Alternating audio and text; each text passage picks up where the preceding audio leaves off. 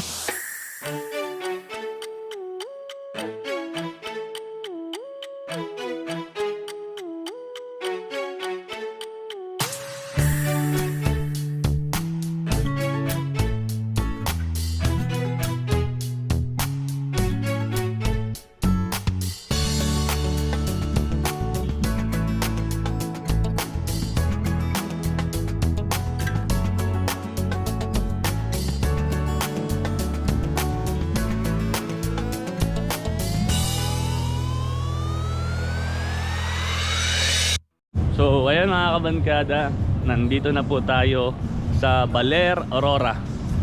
Nandito na tayo sa sa landmark ng Baler. Dito sila madalas magka-picture.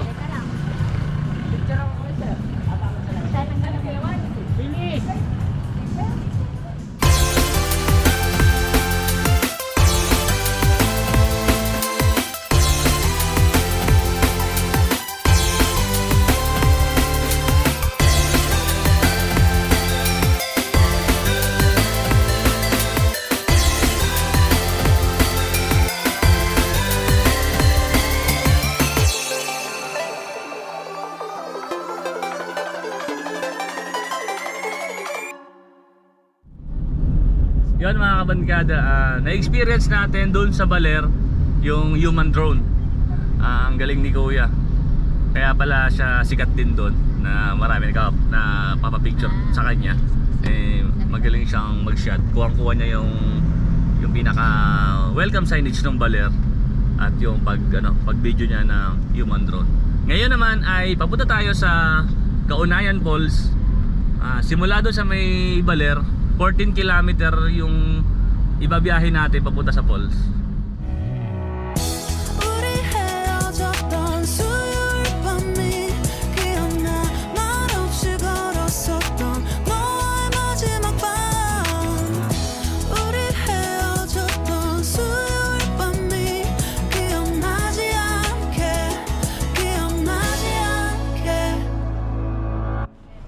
Another entrance pala doon sa Kaunayan. Tapos dito meron na 30 pesos, 25, saka si Ram libre ma. 4 lang to eh.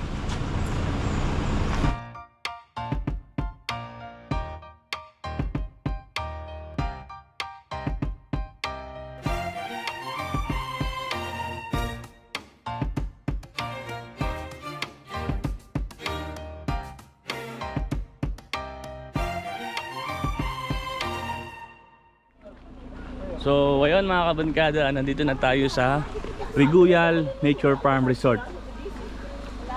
Dito rin yung daan papunta sa Kaunayan Falls. At ganito kami karami. Nag North Loop tayo. Ang sabi nila sa akin, Kuya, biyahe naman tayo kahit sa Baler lang. Sabi ko, hindi ka ako short ride dyan, medyo long ride dyan. Pero dahil day off nga ng aming tindahan ng Jealous Buffet, ay niyaya ko na sila dito. Sabi ko, magpunta tayo ng Aurora. At tama-tama, isa lang grupo yung mga kasabay natin dun sa Conayan Falls. Bali, simula dito sa may parking, ayan ang parking, maglalakad lang tayo ng 2 minuto papunta ron sa may falls. At doon na rin tayo magluluto ng ating lunch. So, papunta na tayo ngayon dun sa falls. Pababa na tayo. Nag-try ako magpalipad ng drone pero may restriction.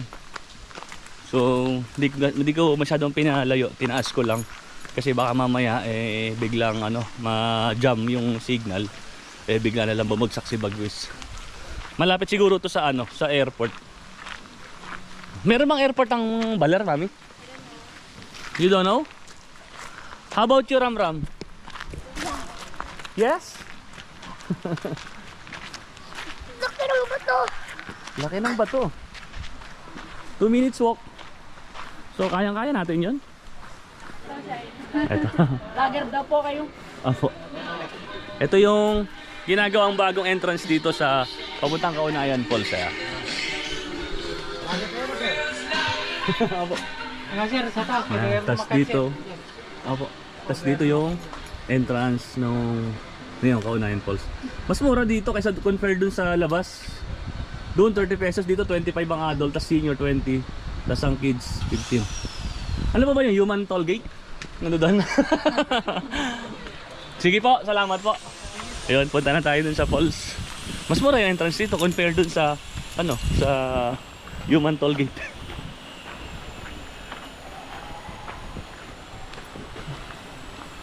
This way to Conayan Falls. Naririnig ko na yung tubig. Ang pagaspas ng tubig.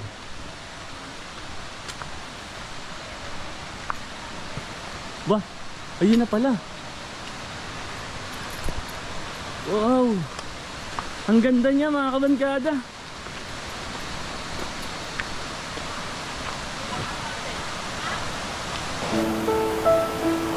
Ayun, yung falls.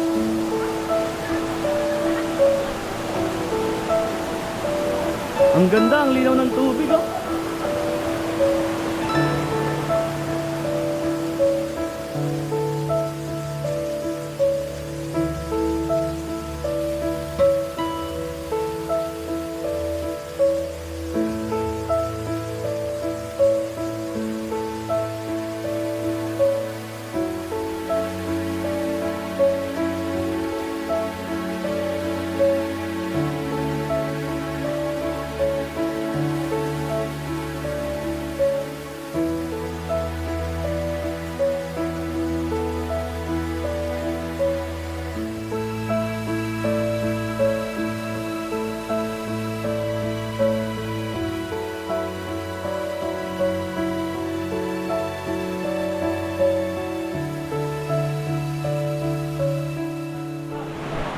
So, ayan mga kabagkada, andito na tayo sa cottage dito sa falls. At ngayon ay maghahanda na tayo ng aming tanghalian. Ito yung madalas kong lutuin sa kanila pagka magkakasama kami. Ito ay Japanese food, yung nabe. Tapos saka yun, beef curry. Ito na yung beef, pinakuluan na natin kanina sa bahayan. Tapos yung isasabaw natin doon sa nabe, yung pinagpakuluan yan. Ang aking assistant ngayon, ang aking kapatid, ayan, si Millet. Ang aking nanay, yan. Kompleto kami ngayon mga kabankada. Siyempre hindi pagpapahuli ang aking best friend, ayan pa rin. Pagdating dito, chef pa rin siya. Siya yung nagsaing. Hilaw yata tol. Hindi ko matansya. Hindi mo tansya? Okay lang yan. O yan, magluluto na tayo mga kabankada ng ating beef curry. Ito yung beef, tapos sibuyas, tapos carrot, saka patatas. Ito yung curry natin. Bali ito, curry talaga to ng Japan. So, simulan natin magluto.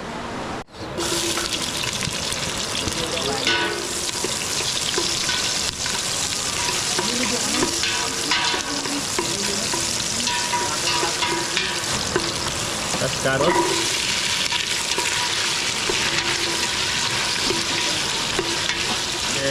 patatas.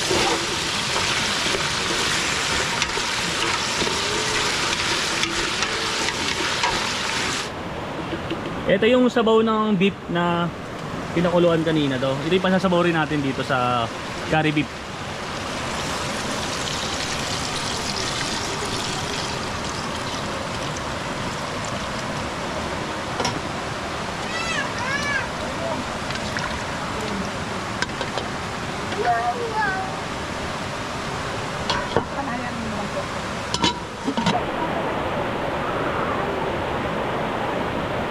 Pag malambot na yung carrot saka yung patatas, lagyan na natin tong beef.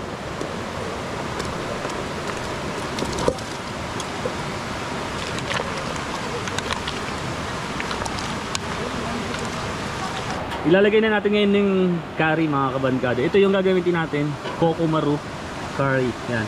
Original to ng Japan, kaya mas malasa to. Ito na yan, nabuksan na natin. Yung paglalagay ng curry, depende yan sa dami ng lulutuin nyo na beef. Lagyan na natin tong curry. Tatlo muna ilalagay natin. Apat na pala to. Yan. Apat na curry na. Ito yung itsura niya, kulay medyo green. Sasantayin lang natin yung malusaw. Ang sarap po nito mga kabankada.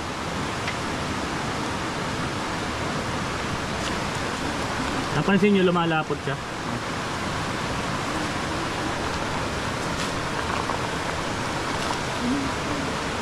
Ne, pa-check nga kung amoy na amoy ko na yung curry eh. Bango. Abango? Sa restaurant, ang mahal nito pag in-order mo. Tikman mo na. Ikaw na tumikim. Kaya titikman ng ating kapatid.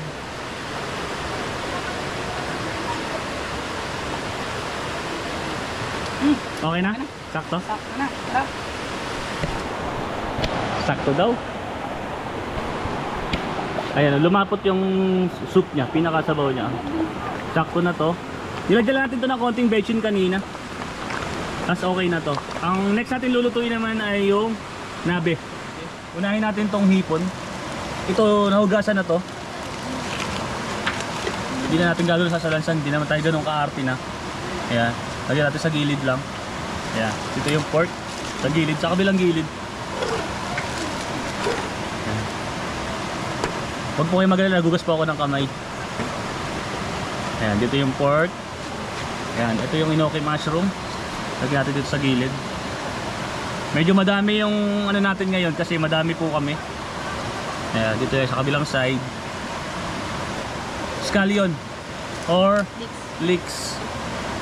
Dito, sa gilid na lang yan. Ayan, hindi na nakita yung pork. Medyo maliit kasi yung lagayan natin eh. Pero okay na yan, hindi natin aartihan pa kasi gutom na po kami. Tapos ito naman po yung pechay bagyo. Ayan, sa kabila pa rin yan. Aray ko, yan na. Ayan, tapos lagyan natin ng sabaw. Ito 1 liter to.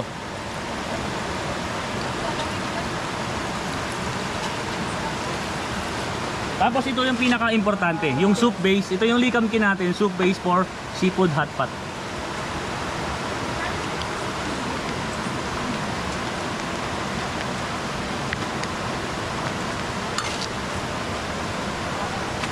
Tatlong sachet yung ilalagay natin.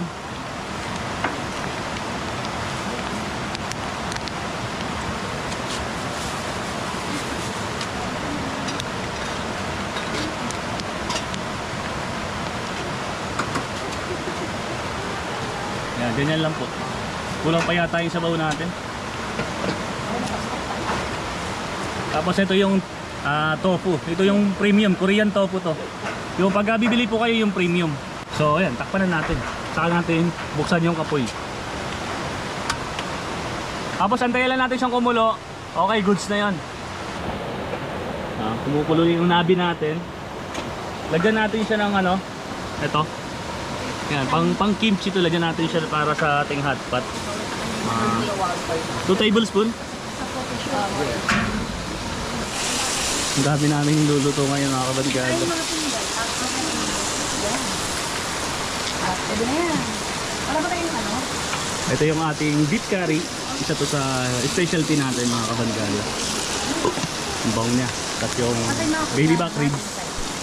Ito yung samji. Tapos ito yung tuna belly. Si Tolpo ang nagluluto at ang aking dalawang kapatid. At tayo, luto na yung ating soup. Yun. Pwede na to. Dami mo namang hinandas para sa atin ito. Siyempre tol. Pamigay ito sa ano, sa iba. Wala kaya ka. Siyempre, yun ang gusto nyo. Kaya yan ang binaon natin. Ito yung sa atin.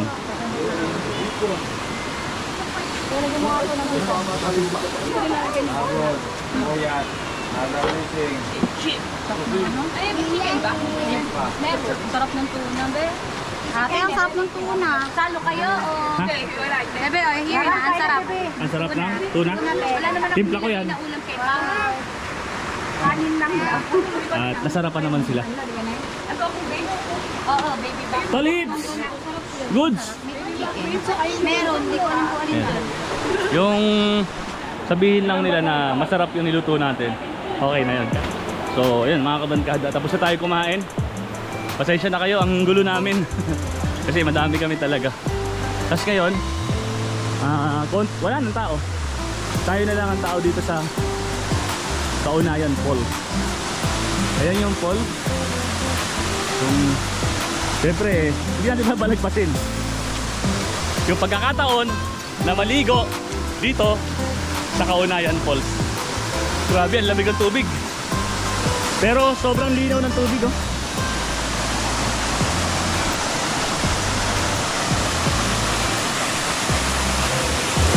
Lulubog tayo. 2, 3. Woo! Ang lamig! Pero ang sarap.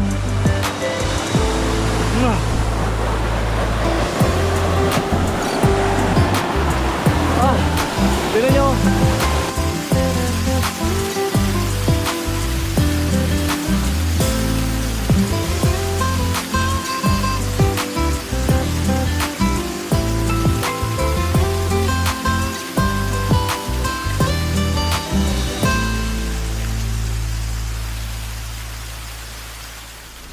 So ayan mga kabarkada, pauwi na tayo. Hindi tayo pwedeng gabihin kasi ang daan natin pabalik ng Malolos ay sa Bungabon. Medyo sigsag doon kaya hindi tayo magpapagabi. Ayan. At nakagayak na rin sila lahat, nakapag-ayos na sila.